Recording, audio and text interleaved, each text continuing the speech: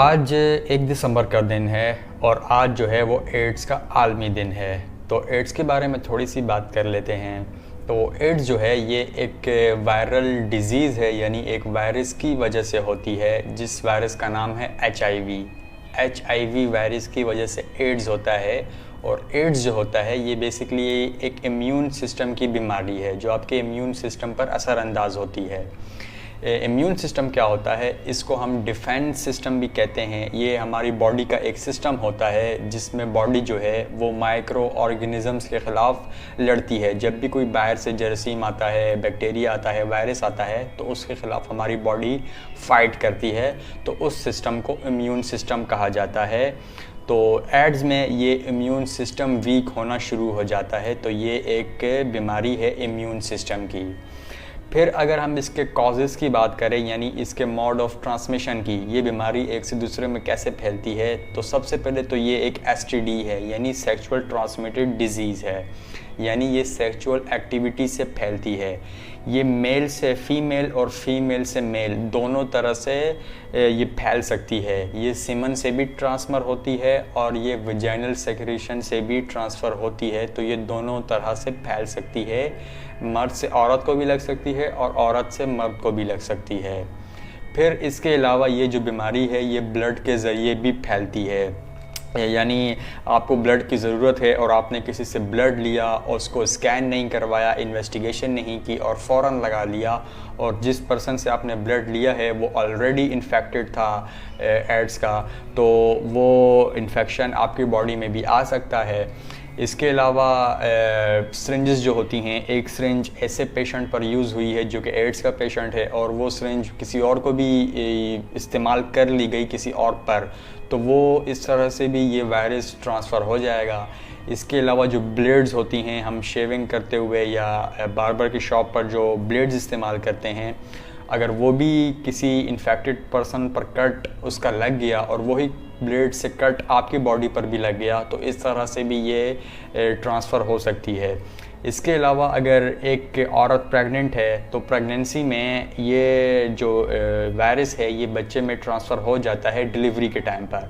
और इसके अलावा ब्रेस्ट फीडिंग से भी ये जो वायरस है ये बच्चे में ट्रांसफ़र हो जाता है माँ से।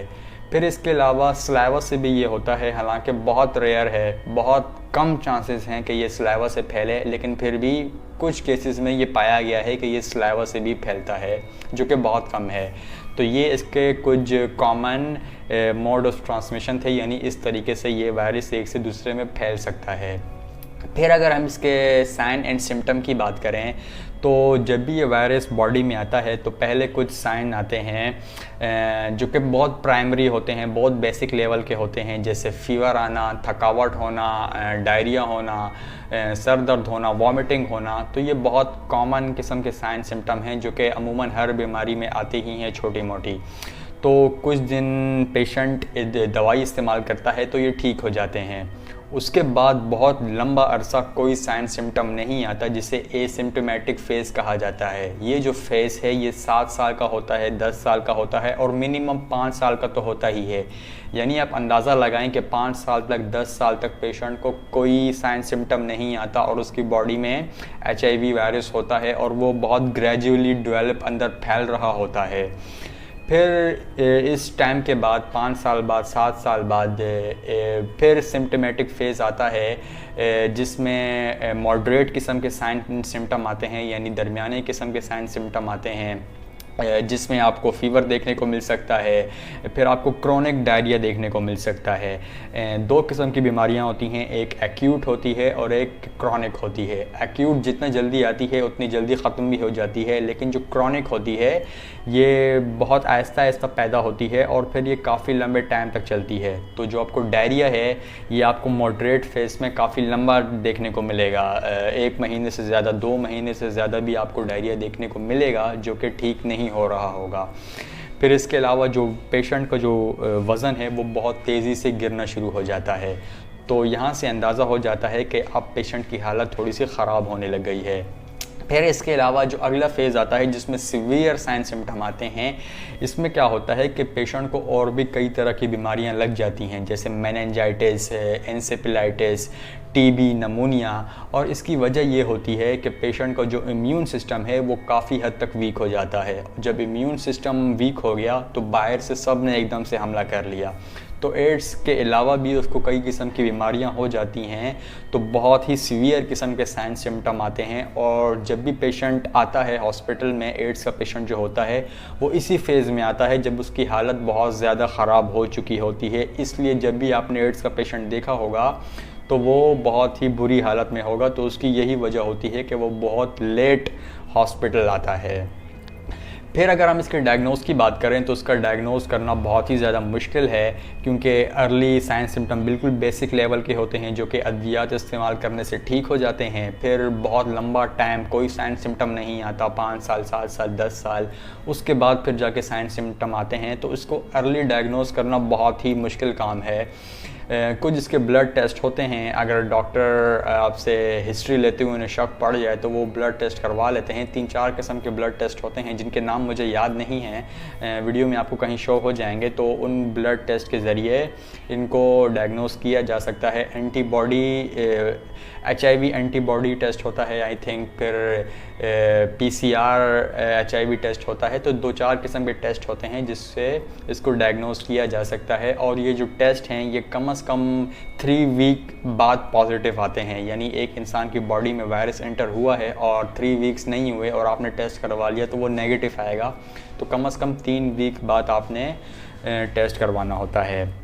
फिर अगर हम इसके ट्रीटमेंट की बात करें तो पहले तो आप ये जान लें कि जितनी तरक्की मेडिकल साइंस ने एंटीबायोटिक्स के ख़िलाफ़ की है, उतनी तरक्की अभी तक मेडिकल साइंस वायरस के ख़िलाफ़ नहीं कर सकी है। इसलिए आपने देखा होगा कि जो कोविड है, कोई स्पेसिफिक ड्रग नहीं है जो पेशेंट को दें और वो वायरस ख़त्म कर ले। डेंगू वायरस आप देख लें, कोई स्पेसिफिक ड्रग नहीं है। ऐसी ड्रग्स होती हैं लेकिन कहा जाता है कि वो इतनी इफ़ेक्टिव नहीं हैं जितनी एंटीबायोटिक्स होती हैं। तो वो ड्रग्स जो हैं वो कुछ हद तक कंट्रोल करती हैं, लेकिन आपका इम्यून सिस्टम ही वायरस को मारता है, चाहे आप कोविड को देख लें या चाहे आप डेंगू वायरस में देख लें। तो इसी तरह अगर हम HIV की भी बात करें तो कोई ऐसी स्पेसिफिक ड्रग नहीं है जो जाकर इस वायरस को ख़त्म कर ले। अलबत्ता ऐसी कुछ ड्रग्स दी जाती हैं जिससे पेशेंट की क्वालिटी ऑफ लाइफ बढ़ जाती है, यानी वो एक अच्छी ज़िंदगी गुजार सकता है HIV पॉजिटिव होते हुए भी। लेकिन अगेन मसला वही है कि बहुत लेट जाकर डायग्नोज होता है, जब पेशेंट की हालत ऑलरेडी काफ़ी बिगड़ चुकी होती है, उसे और भी कई तरह की बीमारियां लग चुकी होती हैं। तो ऐसे में बहुत मुश्किल होता है इसे कंट्रोल करना। फिर अगर हम लास्ट में इसकी प्रिवेंशन की बात करें तो कॉजेज़ में जितने भी हमने बात की है आपने उन बातों का ख्याल रखना है। लेकिन फिर भी अगर हम थोड़ी सी बात कर लें तो नंबर 1, जो लोग यहाँ उधर उधर मुंह मारते हैं, सेक्सुअल कांटेक्ट रखते हैं, तो अव्वल तो उन्हें ये हरकतें नहीं करनी चाहिए, लेकिन अगर करते हैं तो कम से कम प्रोटेक्शन ज़रूर यूज़ करें। फिर दूसरी बात, मैरिजेस जब होती हैं, शादियाँ होती हैं, तो यहाँ पर कुछ इम्पॉर्टेंट टेस्ट ज़रूर कर लेने चाहिए शादी से पहले, जिस तरह HIV हो गया, हेपेटाइटिस हो गया, या फिर ये थैलेसीमिया के टेस्ट हो गए। क्योंकि आप अपनी जो ये बीमारियां हैं ये आप अपनी जनरेशन को भी गिफ्ट कर सकते हैं, एक दूसरे के साथ भी फैला सकते हैं, एक दूसरे में भी ट्रांसफ़र कर सकते हैं। तो टेस्ट ज़रूर होने चाहिए। फिर लोग कहते हैं कि ये इस्लाम में नहीं है या ये हम पर ट्रस्ट नहीं है, तो इस्लाम इसमें मना नहीं करता। क्यों इस्लाम इसमें मना करेगा? और इसमें ट्रस्ट की बात नहीं है। कुछ लोग जो हैं वो अपनी लाइल्मी से भी इन बीमारियों का शिकार हो जाते हैं, जैसे सिरिंजेस इस्तेमाल करने से, ब्लेड इस्तेमाल करने से। तो इसमें ट्रस्ट का मसला नहीं है, आप करवा लें, इसमें कोई ऐसी बात नहीं होती। तो ये बिल्कुल होने चाहिए शादी से पहले कुछ बेसिक टेस्ट। फिर इसके अलावा जब भी आप जाएं बार्बर की शॉप पे तो हमेशा नई ब्लेड्स यूज़ करें और अच्छी ब्रांड की यूज़ करें, या आप अपने साथ ले जाएं 10-15 रुपए की आप ब्लेड अपने साथ ले जाएं और वही ब्लेड यूज़ करें, तो ये भी आप कर सकते हैं। इसके अलावा जब भी आप ब्लड लें तो किसी अच्छी लेबॉर्ट्री से लें जो स्कैनिंग करते हों, जो ब्लड को इन्वेस्टिगेट करते हों, सारे टेस्ट करवाने के बाद आपको ब्लड देते हों, तो ब्लड आपने हमेशा उससे लेना है। और इसके अलावा जो सिरिंजेस होती हैं आपने हमेशा अच्छे क्लिनिक जाना है जहाँ पर इस किस्म की हरकतें ना हों कि एक सिरिंज कई पेशेंट पर यूज़ की जाती हो। हमेशा स्ट्राइल सिरिंज देखें कि आपके सामने वो खुल रही हो और वो बिल्कुल स्ट्राइल हो। फिर इसके अलावा जो लोग ड्रग्स लेते हैं तो ड्रग्स आपको नहीं लेने चाहिए, लेकिन अगर आप लेते हैं तो एक सिरिंज यूज़ ना किया करें। अक्सर देखा गया है कि वो एक ग्रुप बैठा हुआ होता है और एक ही सिरिंज से वो सारे ड्रग्स ले रहे होते हैं। तो ड्रग्स लेनी है तो कम से कम अलग अलग सिरिंजों से ले लें, ज़्यादा कोई महंगी नहीं होती, 10 रुपये की सिरिंज होती है, तो अलग अलग सिरिंज यूज़ कर लिया करें।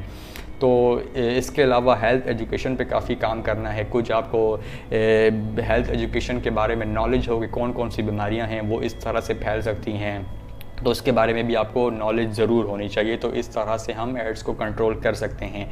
एंड लास्ट में मैंने देखा है कि लोग बहुत ज़्यादा एड्स के पेशेंट को गिल्टी फील करवा रहे होते हैं, बहुत बुरा समझते हैं। तो अव्वल तो ये बात ज़रूरी नहीं है कि अगर एड्स का पेशेंट है तो लाजमी उसने कुछ गलत हरकतें की हों। कुछ लोग अपनी लाइल्मी से भी इस बीमारी का शिकार हो जाते हैं, तो आपको वहाँ पर उसे शर्मिंदा नहीं करवाना होता। दूसरी बात यह है कि ये जो एड्स है ये गले मिलने से नहीं फैलता, हाथ मिलाने से नहीं फैलता, खांसी करने से नहीं फैलता। तो आप जाकर उसके साथ बिल्कुल बैठ सकते हैं, बात कर सकते हैं, तो इसमें ऐसा कुछ भी नहीं होता। हाँ, बर्तन शेयर करने से भी ये नहीं फैलता, लेकिन अच्छी तरह से वॉश ज़रूर कर लेना चाहिए, क्योंकि सलाइवा से बहुत चांसेस इतने नहीं होते लेकिन फिर भी फैल सकता है। तो आपको बर्तन शेयर करने में प्रॉब्लम नहीं है, लेकिन उसको अच्छी तरह से वॉश कर लें। बाकी वॉशरूम शेयर करने से या एक स्विमिंग पूल में अगर वो नहा रहा है तो उससे पानी इन्फेक्टेड नहीं होता, तो इस किस्म की बातें नहीं होनी चाहिए। और दूसरी बात, अगर आपको कोई मना भी करना है कुछ, तो उसे बहुत ही ऐसे तरीके से मना करना है जिससे पेशेंट को कुछ बुरा ना लगे।